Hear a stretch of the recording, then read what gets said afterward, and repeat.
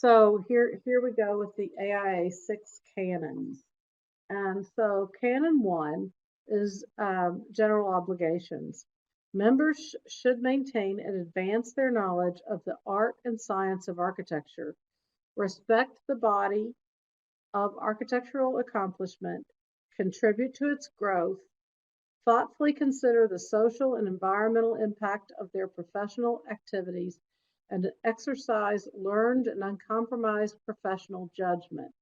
So, what does that mean? I am reading directly from the AIA Code of Ethics, which is in writing, and you can find it in multiple locations and places.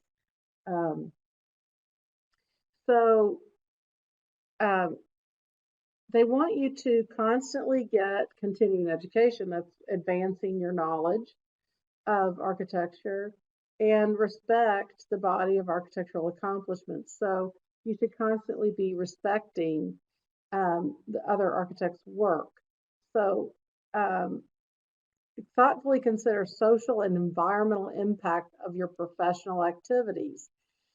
What does that mean? Well, to a lot of people, that is interpreted as sustainable design and uncompromised professional judgment.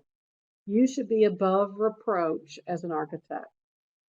Um, if you were to be brought up on charges at the AIA level, which would mean you were thrown out of the club, you can't lose your license. Um, the AIA cannot take your license away. They can sanction you and not let you be an AIA member, but they cannot take your license away. Oftentimes, Canon 1, because it is so general, is what they're bringing you up on charges for. Canon 2, obligation to the public. Members should embrace the spirit and letter of the law governing their professional affairs and should promote and serve the public interest in their personal and professional activities. Okay, well, let's think about that. Health, safety, and welfare of the public is your obligation under the law once you become licensed. So here is canon number 2 saying you have to look out for the public interest. Well, I want you to understand that health and safety are kind of easy to understand.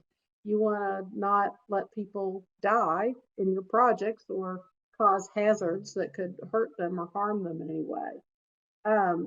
But the other piece, welfare, it's very difficult to define what welfare means, and it can be very broad or very narrow.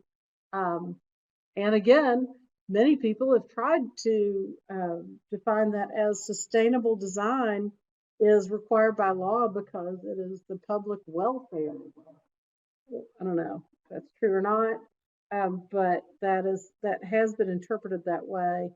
Not always, though. So canon number 3, and I will tell you, many a committee has tried to define welfare, and those committees will throw up their hands in general and go back to a 1950s definition that's very broad. So it hasn't been defined recently. Canon number 3, obligation to the client. Members should serve their clients competently and in a professional manner and should exercise unprejudiced and unbiased judgment when performing all professional services. So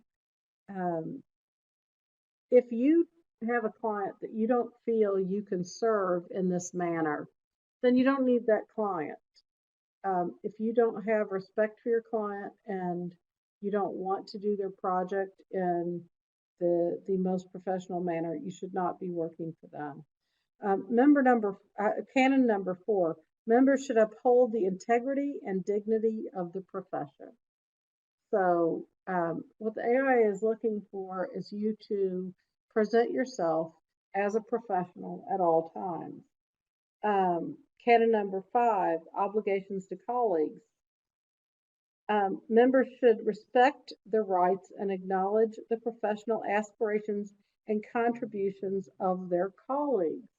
Oftentimes, we all get a little vain, and architects in particular have quite a bit of arrogance about their own work. But this is literally one of the 6 canons that the AIA Code of Ethics has, is that you need to respect other architects and their contributions.